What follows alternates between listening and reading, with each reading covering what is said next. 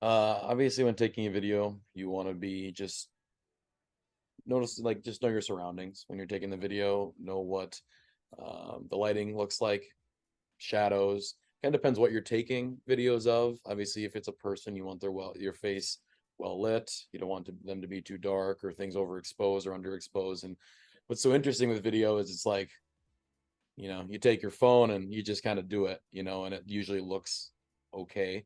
But there's Mhm. still a lot of tips that you can take even on a phone. And then, like, but with a camera, that's a lot different. You have a lot of different settings you have to adjust to make these things happen.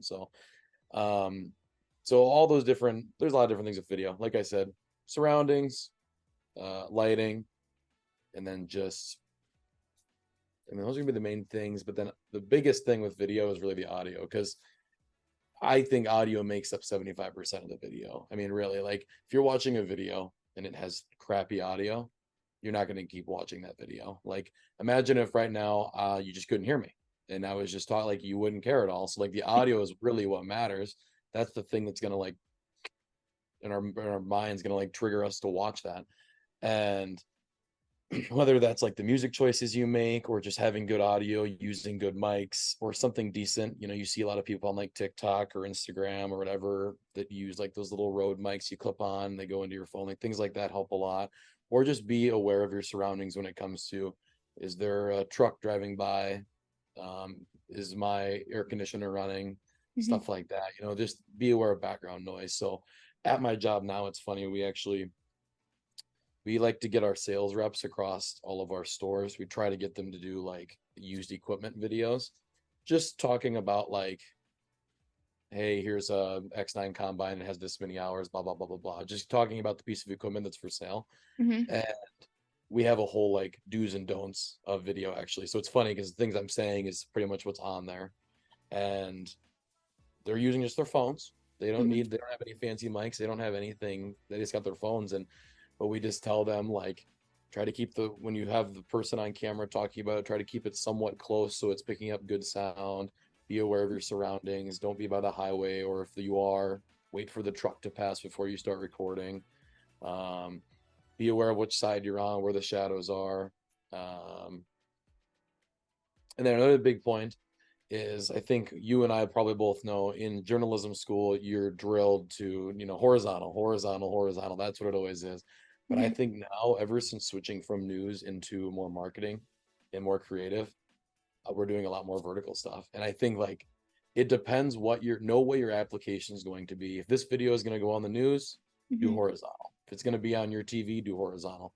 If you're going to be doing an Instagram reel or a TikTok or just something you want to put on Facebook, do it vertical. But no matter what, if you're going to do one video and you want it to stay one or the other, pick one or the other and Mhm. do it that way, because it looks really weird when you go back and forth. You see news stories sometimes where a video is vertical and they have like the blurry sides with the vertical video. That happened a lot to me at Kello. You get sent that, you just have to work with it. It's what you have.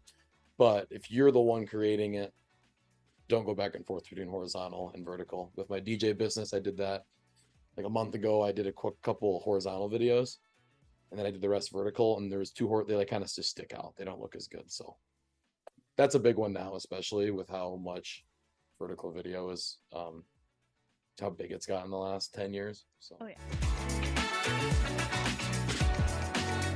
I would say you don't need the flashiest, most expensive camera to start. Like, I think some people might think, oh, I need this two, three, $4,000 camera and this $1,000 mic set and this $1,000 lighting kit or whatever it is, to get started.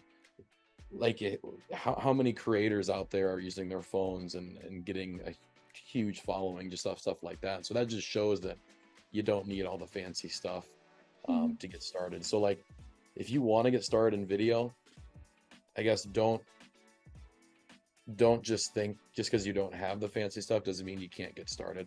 Um, Best is just do it, make connections, and talk to people that do it, and Mhm. learn. See what equipment maybe you should upgrade to. Should I get it? Maybe I'll get this camera, and then in a few years I'll get this camera and whatever. But and I would say too, maybe look at picking up some freelance jobs or whatever, like little jobs you can get, um, to learn more about it. And then, like me, working for SDSU athletics or wherever you're going to school or wherever you're doing, check with those departments and check with people on what opportunities there are to learn more about shooting video, but then also editing video.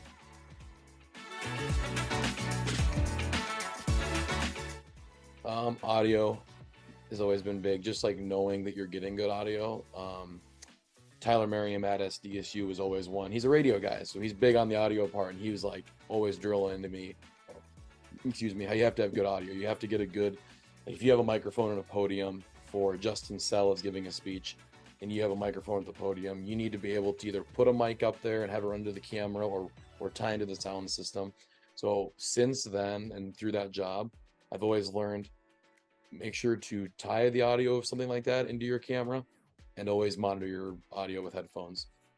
I met people, like, I think when I got, into the actual, like into news, there were some people that I met that, oh, I just watch the levels on the bottom of the screen. I don't actually wear headphones. And I'm like, right, but you don't know if like you're getting good, clean audio. So that's something I've learned over time, is that. And then other than that, I guess just like more so just how to operate the camera and just learning more and more. Obviously, it's a lot different from when you're using your phone to using cameras in news versus like the cameras I use now are more like for creative. So just kind of learning that. And then I'm learning more and more lighting techniques every day and different things to do. Even a year ago to now, I feel a lot more comfortable with like going out and interviewing a farmer in the field versus how I do now, or versus how I would have versus how I do now. So yeah, there's just lots of things, and it just develops over time and just get more comfortable with it.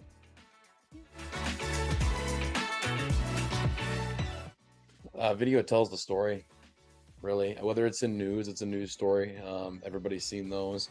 We're like right now we're big on a certain marketing campaign we're doing with John Deere See and Spray, it's called.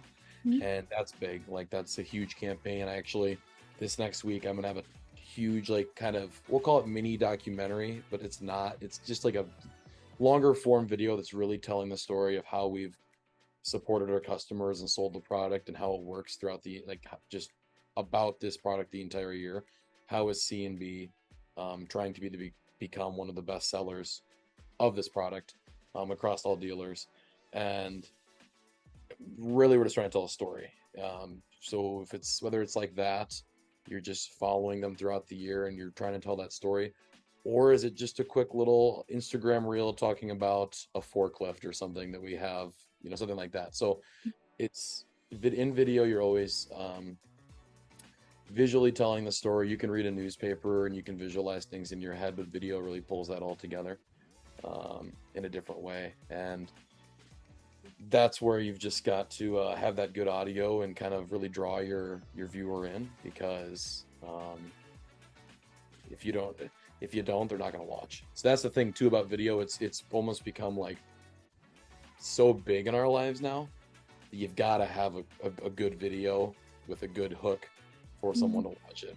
You scroll through TikTok, how often do you just scroll past one that you like? I have no idea. Like, you scroll, you watch a second, boom, don't want to see that anymore. So it's like, but then there's those that really, draw you in. So I don't know, video is crazy, and the way that it's developed, anybody can do it now. It's not, you don't have to have a big fancy camera like you did in the 90s or even like in the early 2000s. Now everybody takes your phone, you edit on your phone, and you can really tell a story pretty easy. Anybody can. So